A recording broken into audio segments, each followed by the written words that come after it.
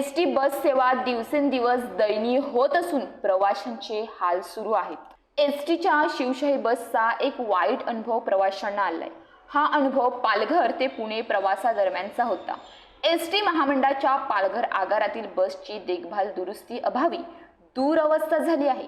त्यामुळे भंगार बसेस प्रवाशांना घेऊन रस्त्यावर धावत आहेत, असा आरोप प्रवासी करत आहेत। रविवारी दुपारी पालघर एसटी आगारातून पालघर स्वारगेट ही शिवशाहीची बस सुटली, पण ती स्वारगेट पर्यंत पोहोचलीच नाही।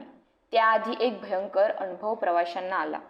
या शिवशाही बसचं एसीच्या इथलं छप्पर गाडी धावत असतानाच उडून गेलं।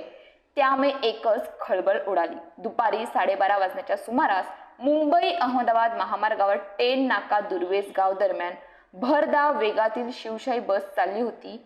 त्याच वेळी त्याचं छप्पर उडून गेलं। ही बाब प्रवाशांनी वाहकाच्या निदर्शनास आणून दिली। त्यानंतर बस दुर्वेशच्या हद्दीत थांबवण्यात आली। त्याच वेळी पालघर आगाराबरोबर संपर्क साधला गेला, पण हवा तसा प्रतिसाद मिळाला नाही, असं प्रवासी सांगतात। 1-2 नाही तर तब्बल 4 तासांच्या प्रतीक्षेनंतर पालघर आगारातून दुसरी बस पाठवण्यात आली। शिवशाही बस दुर्वेसला पोहोचल्यानंतर 22 प्रवाशांना घेऊन पर्यायी शिवशाही बस पुण्याच्या दिशेने मार्गस्थ झाली। त्यामुळे प्रवाशांना मात्र नाहक मनस्ताप सहन करावा लागला। उडून गेलेल्या एसीचा वेंट दोरीने बांधून ठेवल्याची माहिती आता समोर येत आहे। एसटी महामंडळाच्या गलथान कारभाराविरोधात प्रवाशांकडून यावेळी संताप व्यक्त करण्यात आलाय।